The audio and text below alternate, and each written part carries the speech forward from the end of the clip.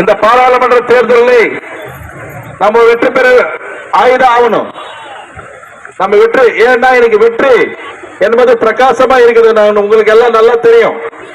இந்த தமிழகத்தில் 2019 பல பைவாக்குகளை கொடுத்து வெற்றி பெற்று இன்னைக்கு பாராளுமன்ற உறுப்பினர் 5 வருஷமா இங்க வரவே இல்லை, எதுவுமே செய்யல. அதே மாதிரி 21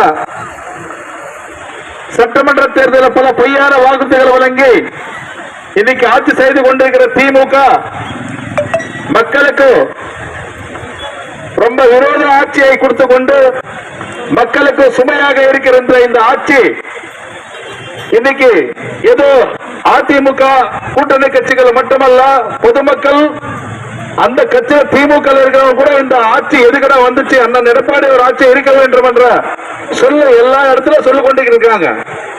இப்படிப்பட்ட ஆட்சிக்கு முற்றுப்புள்ளி வைக்க இந்த ஒரு நல்ல தருணத்திலே பாராளுமன்ற தேர்தல் வந்திருக்குது.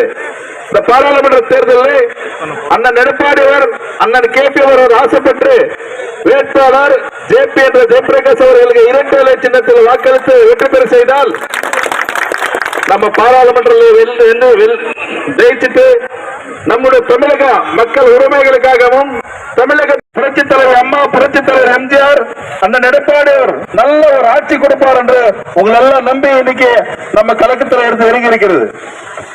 உங்களுக்கு எல்லாம் நல்லா தெரியும். இந்த ஆட்சி வரும்போது இருக்குதா, கார் இருக்குதா, பங்களா இருக்குதா, நிலம் இருக்குதா, இந்த மாதிரி எல்லாம் சொல்லி ஏமாத்திட்டு இருக்காங்க. யாருக்குமே பண்ணி கொடுக்கல. இப்படி பொய்யான வாக்குறுதிகள் கொடுத்து இன்னைக்கு அம்மாவோட ஆட்சி காலத்தில் நீங்க உங்களுக்கு நல்லா தெரியும். நல்ல திட்டங்கள் மக்களுக்கு. அரசியல் ஆசான், வேப்பனப்பள்ளி சட்டமன்ற உறுப்பினர் அண்ணன் கேபிஎம் நல்லாசியுடன்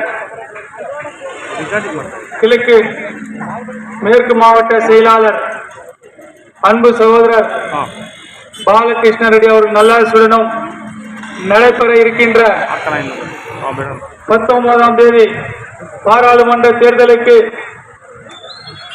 எனக்கு இரட்டை சின்னத்தில் வாக்களித்து மாபெரும் வாக்கு வித்தியாசத்தில் வெற்றி பெறுமாறு உங்களை தாழ்மையுடன் உங்கள் பாதம் பணிந்து வேண்டி கேட்டுக்கொள்கின்றேன். நன்றி, வணக்கம்.